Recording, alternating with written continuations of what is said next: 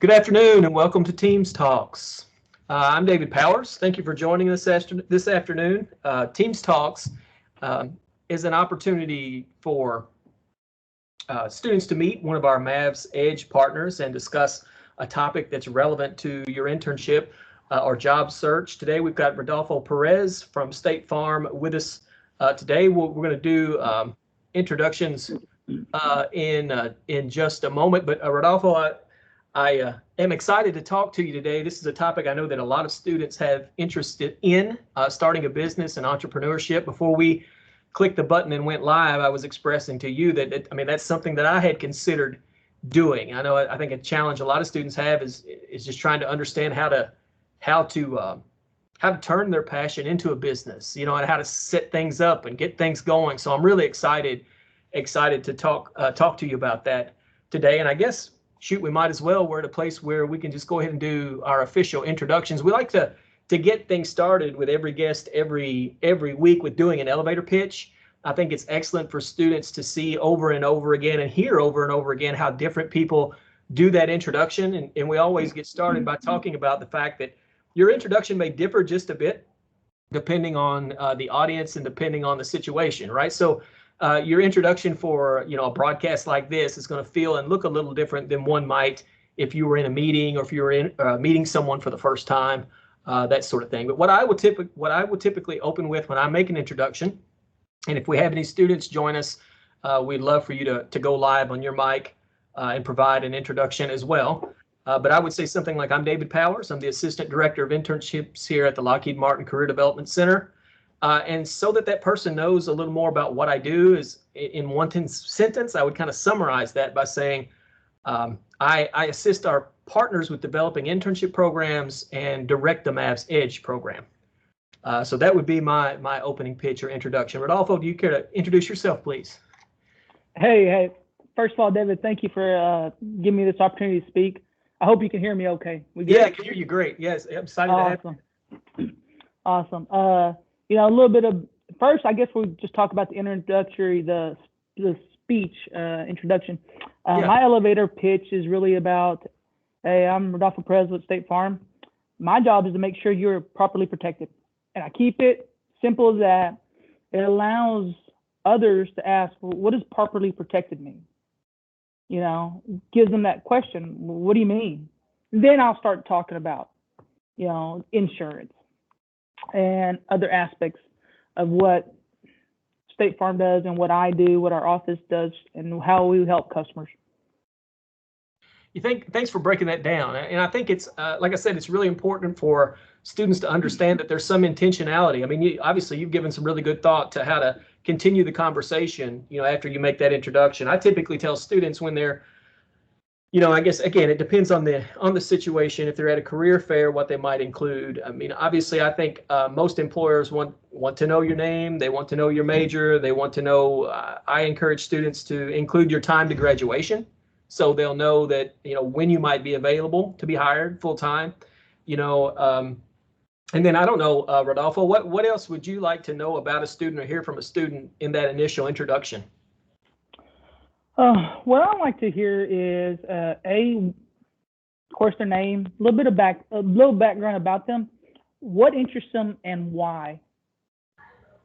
I like to be able to ask those type of questions to get them to think a little bit more about. It gives me a better idea about the individual. Awesome. Yeah, thank you. And again, I know students are oftentimes confused about how much is too much. It's something semi-personal, like where you're from, especially if you're from somewhere kind of novel that people don't hear about all the time. I think for international students, it's really interesting to hear their background and where they may be coming from, but not to get maybe too personal right away as part of that introduction. Thanks for spending some time with me on that. I know we want to get into, before we actually get into talking about starting a business. You are a Mavs Edge partner. We're very grateful for your partnership. We know you have had a position that was active on Handshake recently that we have been recruiting for. Let me take just a moment to share my screen, and we'll get our presentation presentation ready here. Just a moment. Let's see. Hopefully you can see that. Can you see that okay? Yes. Okay. Awesome. Awesome. Let's give you some time to talk a little bit about, your personal journey, how you moved into this role, and we'll kind of discuss some of the opportunities you might have available to students as well as we work through. Okay. Starting a business is something that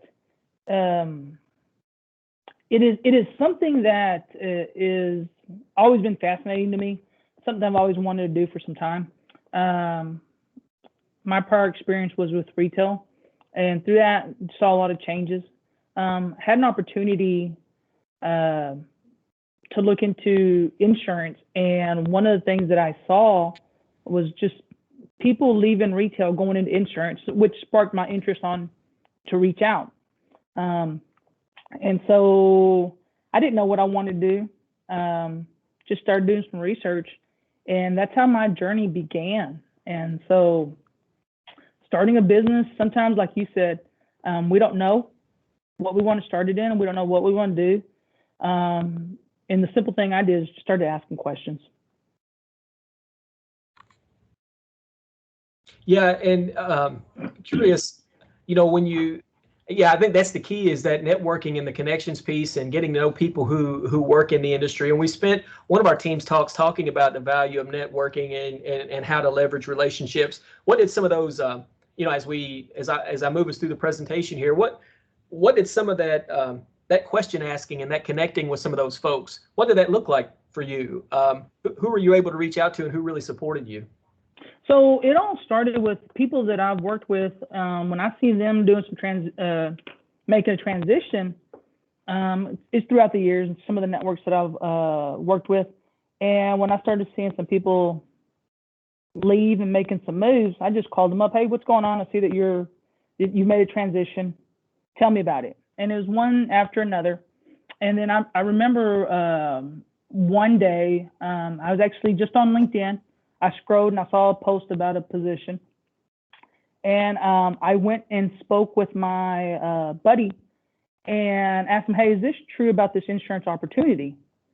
And he's a golfing friend of mine, him and I, and he told me, yes, let me tell you about this. And it's not something that I probably would have thought of, but it just, seeing other people make a transition, just reading, doing some research, seeing a post on LinkedIn made me read some more. That led me talk to someone else that has been in the business for a while. And next thing you know, one thing led to another. I have recruiters calling me.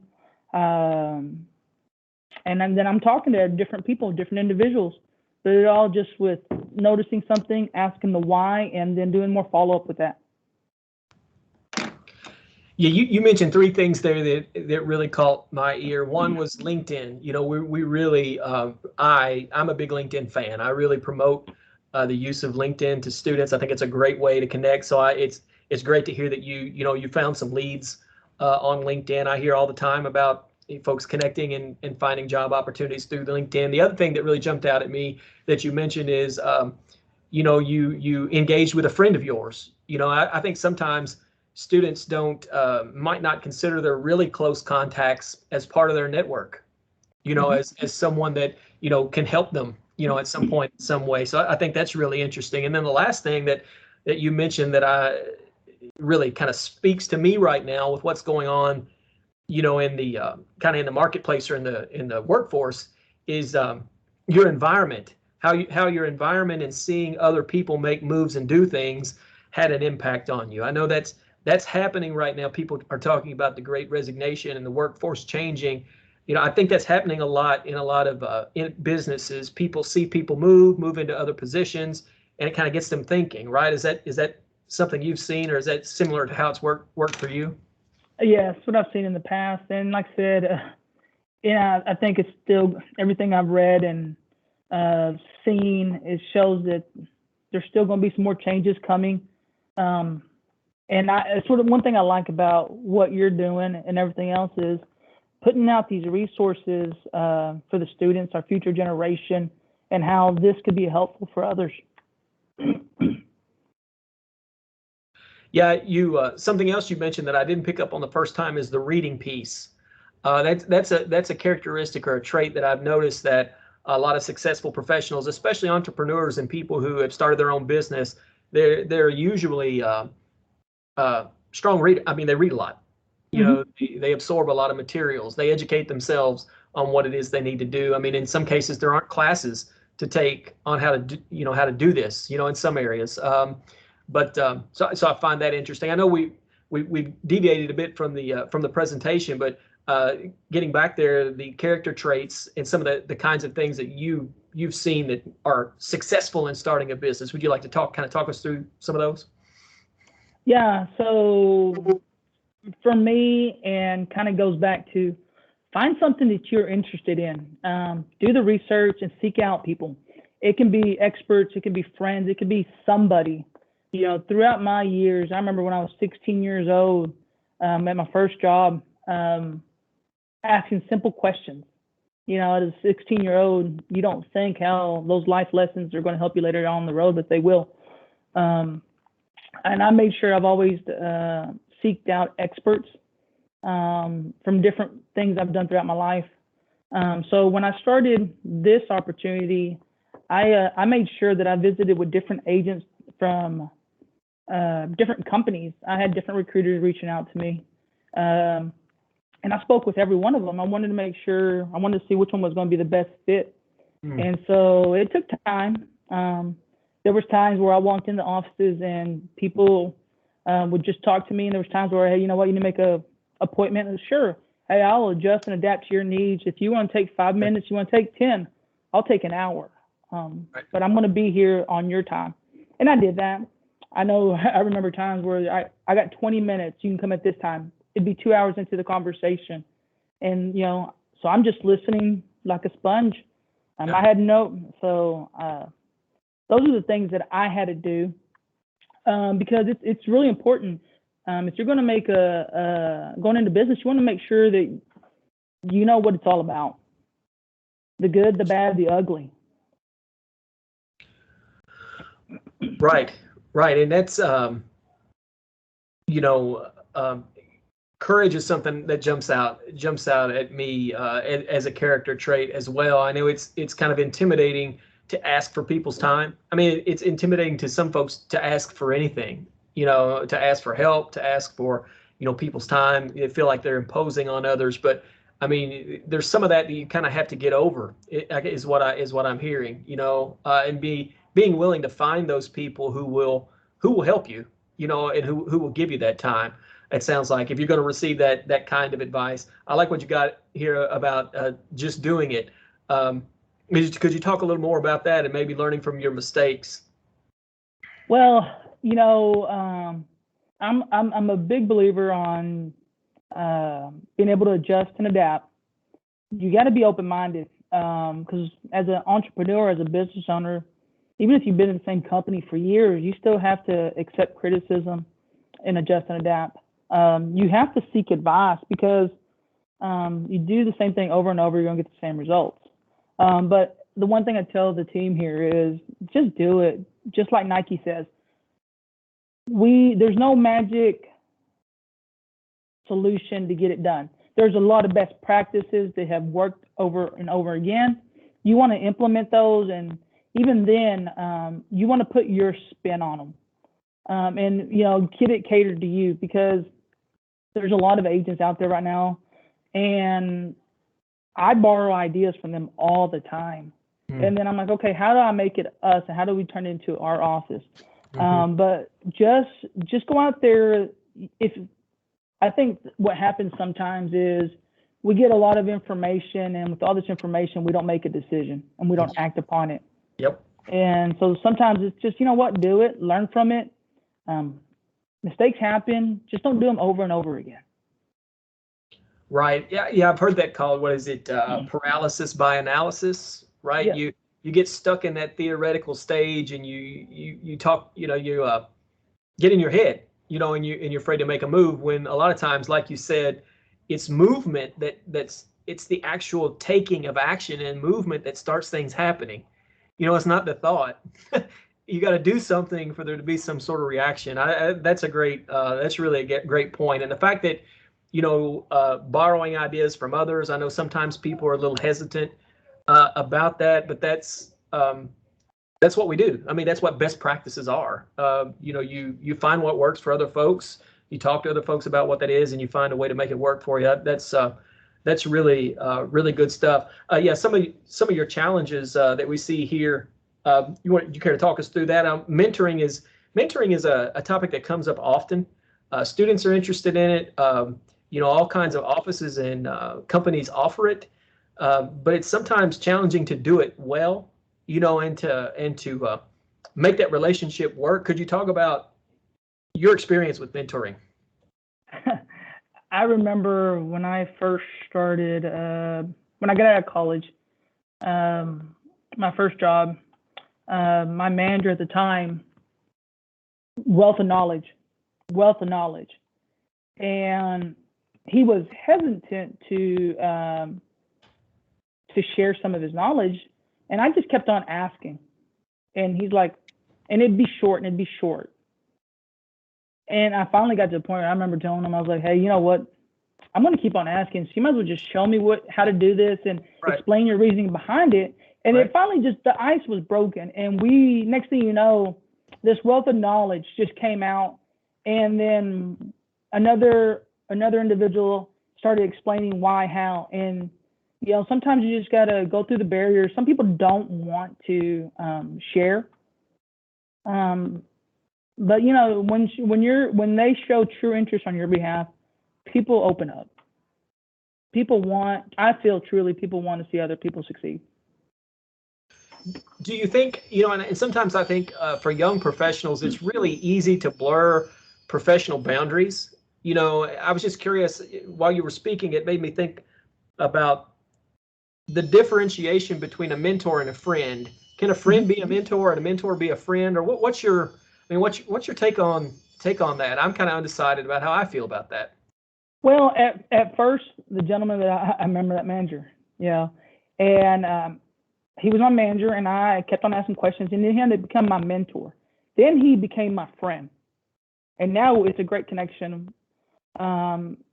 So I think sometimes people are hesitant to ask questions from their friends or seek advice from their friends.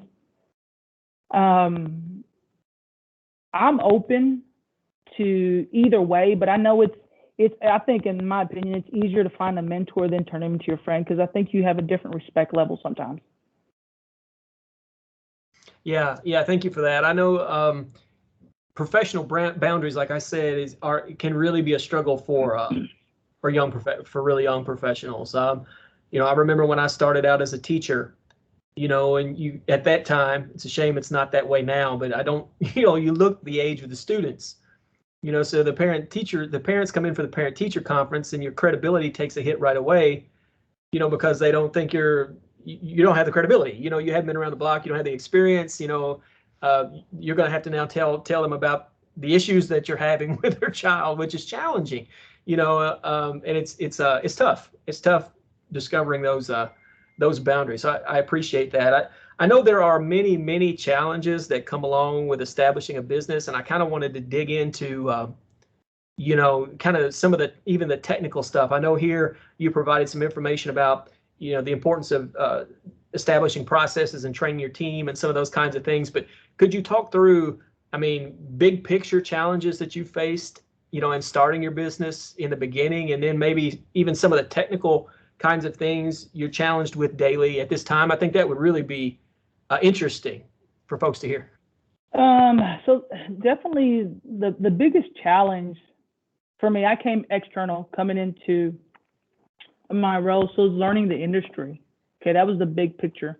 And then the other thing was definitely on the hiring piece. So being able to learn the industry and then now teach a product to your team that has to be implemented every day to be able to take care of our customers. In a nutshell, that was the biggest opportunity for me. And I tell you, our team stepped up. I had a great support team, other agents that I reached out to that helped me along the way, and I still reach out to other agents. I tell you, you got to have that support. But right now, the biggest challenge that not only am I having, but I read a lot that other industries, it's the hiring piece. That is probably the biggest challenge right now for me in our industry. But the only thing that we can try to do is be persistent, continue to do your postings, continue to let people know that you are hiring, that you're looking to expand your business and grow. I utilize every one of my platforms that I have, and I post that we're hiring, seeking to grow. I use everything that I can possibly use. Facebook, Twitter, LinkedIn, you name Nextdoor app, anything that has to do with digital, to let people know that we're out there doing things, because we're doing a lot of good things for our community and our customers, and we want to continue to do that. But with that, we also need to have the team in place to help grow it. Right. How long, I know growth and stages of growth for entrepreneurs and new business, small business owners is probably, like you said, a really challenging period. How long were you at it, more or less solo, before you could bring on any staff? Okay. Well, I opened the doors with four team members, five including myself. So, it's one of those things that that helped tremendously. So we had 2 sales, 1 telemarketer, a service team member, and myself. So we had a team in place. Oh, that's awesome. And so, yeah, I was fortunate, and I remember thinking, I'm going to open a business in the middle of a pandemic. I'd set up interviews to go meet people and interview them for potential positions. Hey, we're going to meet at Starbucks, or we're going to meet here. And next thing you know, restrictions, you can't meet up, lockdowns. And I'm like, oh my, and it's one of those things, you know what? All I can sit there and say is that the good Lord watched over me and my business, and it all came together. Right. Right. Yeah, that's it's probably a lot of transitioning things to virtual stuff like this. I mean, I would assume, we all really had to do a lot of adjusting with the pandemic. Had you, I just assumed that you had laid a lot of that groundwork and had a lot of conversations prior to starting your business to be able to start with 4 people on staff. That probably was a huge help, I could imagine, right? And then it was, then I guess it was like putting together office processes and that sort of thing. Could you talk about what that was like? That's really interesting, I think. So I was able to go out to other offices and kind of see what other agents were doing, learning from their processes. Through my time, I was able to meet with other agents, spoke with various agents, and what's working, how do we do it? I was not going to reinvent the wheel. What's working? Here's the process. Let's implement it, and let's tweak it along the way. So that was the good thing about prior to opening, that there was already a foundation being laid, and I just had to continue with it and build upon it. Yeah, that's great. I know we've been talking about some of the challenges. When I as I said, I've never started a small business, so I have done simple Google searches just to try to get an idea of what folks face, and these are what I always see: funds, time, staffing. I know a lot of people, when they're in the startup world and they're trying to get things together, funds are an issue. Funds are an issue regardless for everybody right now. But could you talk about what that's like? I don't want to get too personal or too deep into financing, but trying to find startup capital and folks to help you. What's that process like? Where do you go? Are there resources out there? Just whatever you'd like to discuss there. So for my funds, throughout my years, I was able to save. and set aside money. So one of the things when I spoke with my family is, we're going to do this, I'm going to have to tap some of the funds, our reserve funds. Going into it open-minded, and so obviously right then I wanted to succeed. I wanted to be successful. Okay, so that drive. The other thing too that I did is looked out there, and I've always had a good rapport with our local banker. And so one of the things that I did also throughout the time is, there's going to be what I want to do. I opened up a credit line, so I want to have available funds if needed. So just talk to your local banks, your local credit unions, people that work in that field. That's what I did. I just asked a simple question. And then, of course, I got some idea, what did other agents do and how did it help them? And so I took a lot of what I did by the experience of others. I mean, those who don't ask don't get. And you have to ask if you want to succeed. Yes, I mean, that's a great point. Something that jumped out at me there was the level of risk involved. I mean, there's quite a level of risk involved. I mean, what is it? Nothing ventured, nothing gained. I mean, I know some people are really uncomfortable with risk, but that sounds like, I mean, that's just part of the process, I assume. Yes, I totally agree. Right. You have to, if you're going to go into business for yourself, you have to risk. And manage the stress that goes along with that. I know in a small business, you're wearing a lot of hats. You're trying to get a lot of things up off the ground. I see a lot of interconnected things here with your challenges. You're trying to build a web presence. You're the marketing department. You're the HR department. You're the insurance and the subject matter expert. You got all of those things going on. So time is, I'm sure, of the essence, and something you spend a lot of time thinking about. Time management. You have any tips or thoughts around how to balance those things? I know some small business people are consumed with their work, and maybe that's just part of it. What are your thoughts?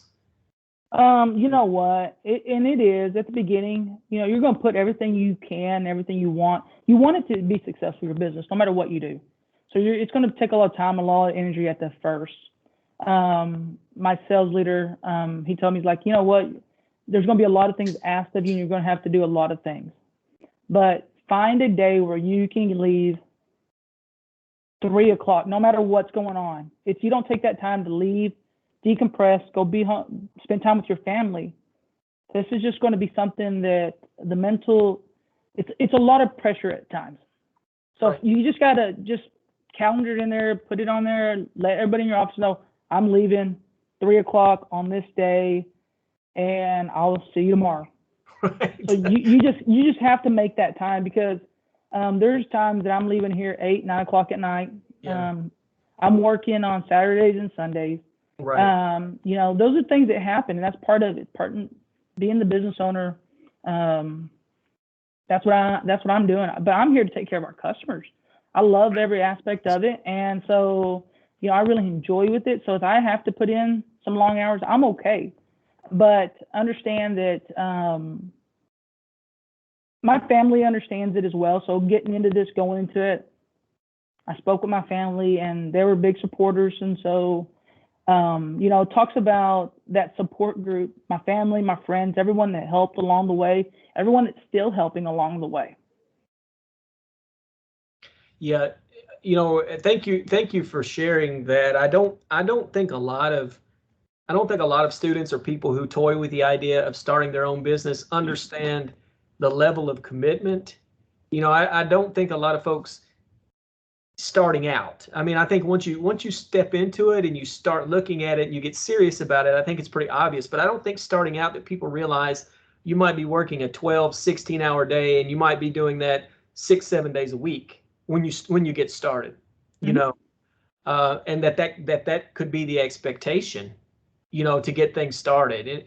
When you're kind of in that startup phase. So that's really helpful. I think that's a good perspective for people to understand how they need to plan. I mean, even in a position that's far from a startup, teaching, my first year teaching, but until you can figure out what you're doing and get ahead of the game and get a game plan laid and get your processes in place, like you were talking about, you're working 12, 16 hours a day and you're just trying to stay ahead of the next day for the first year. And I assume it's a little like that, in starting a business. It is, and it's funny that you say that because my daughter, she's a teacher as well, and I remember her. Hey, I'm here on Friday night. I'm going in Saturday. Hey, I got to go back to the class on Sunday. I'm like, school's out. We don't see that. Right. But, yes. I mean, thank you for saying that. As a former teacher, I mean, it used to people say it used to be so frustrating, and this all ties back to owning your own business and starting out as a young professional. It was so frustrating. You're off on the weekends and you're off in the summer and you got spring break. And eventually, yes, like you were saying, once you get your feet under you and you understand the position, you can use that time in a different way. But in the beginning, it's really challenging. How is she doing? I know I'm sure with the pandemic at one point, I don't know how far she is into her career, but I mean, there are 2 sets of lesson plans for virtual and in person. I mean, is she enjoying it or is it going well, I hope? Yes. So this is her second year and in class. So doing great. A little rocky at first. When the little spike in the cases came up, they had to adjust. Right. But like everything else, I guess the biggest thing is going to a teacher, no matter if you're a teacher or whatever business you're going to be in or whatever career you're going to start, adjust and adapt, make the best of it, and just go with it. Learn from it. What can you take away? And ultimately, it's going to help you down the road. Right. Oh, she's fortunate to have someone who understands that and is as so supportive, because it is challenging without a doubt. Let's see. There's a few things I wanted to kind of chat about. We hadn't talked a lot about the position that you have had available in your office that we have been promoting. I believe it was may have been a sales and marketing position. I didn't know if you had anything in there, anything in front of you and might be prepared to talk about that role specifically. If so, we'd love to kind of get that recorded and get that out there to folks. I know we had been promoting it through our Edge services, but would you like to talk about any internship opportunities or open roles that you have currently? Yeah, so right now I am looking for a sales position. I am hiring for that. And it's someone that's, reaching out. It's actively prospecting, taking care of customers. So that deals with different base. We have customers that walk in, that want quotes, people that call in, wanting some insurance quotes, getting some advice. What we do is it's not hard, but it's not simple either.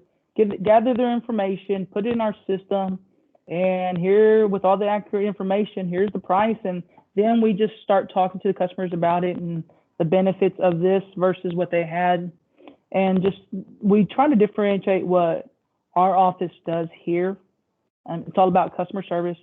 We're going to be with the customer along the way because there's headaches along the way through claims process if that ever happens. So we got to make sure that our salespeople understand what the coverages mean to be able to talk to our customers about it and to help them if there's a claim along the way.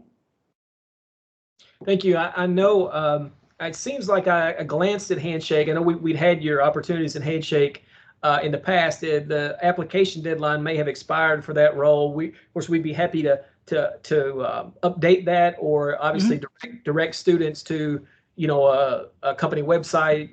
If that would work either way, and we could kind of talk about that offline. I just wanted to make sure folks knew that they were aware of the opportunity. I just posted several links in the chat that's going to show up in our student channel as well to your Handshake site. Also, I provided, I hope that's okay, I didn't ask, your LinkedIn. Put your LinkedIn in the chat. Mine is in there as well. So there's several really helpful links in there, some ways that you can follow us for additional job opportunities. So please, folks, check that out if you're viewing this in the chat. Well, close to wrapping things up, I want to end with the kind of the 5 burning questions that we asked to all of our guests.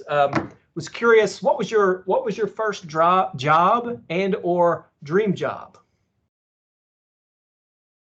What was my first job or dream What was job? your first job? And if you'd like to share what your dream job is, I think it's helpful for students to get a sense of where people start and where they always wanted to be. So if you don't mind sharing, right? Okay, yeah. So my first job was washing dishes at a country club. Okay. That's what my first job was. Okay. Right. Yeah. That's my first job, first paid gig. It was for family, and it was we raised tobacco. We grew tobacco in Kentucky. So I worked in the field, worked on the farm more or less, and cut some grass and that sort of thing. Did you have growing up through school a dream job or something that you'd hope to do? You know, you know what? I've always wanted to help others. Right. Throughout my career, I've always been in management positions and leadership roles where I'm able to help assist others. And I don't know if there's just one job title. Right. But I knew that's the role that I wanted. Awesome. I can relate to that. Who or what's been most instrumental in your career development?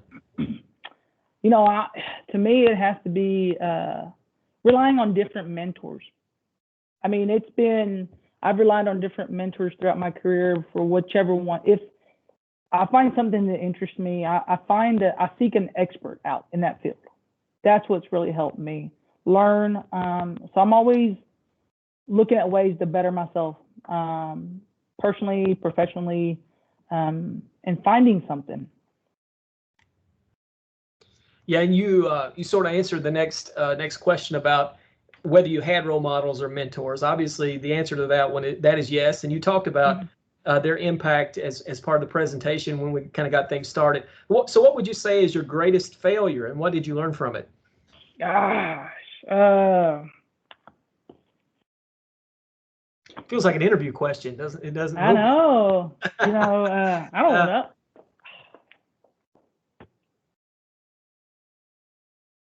Man, you just caught me off guard on that one. Let me see. I'm going to answer that. I haven't answered any of these in previous episodes. I may try to think of a response also while you're thinking that over.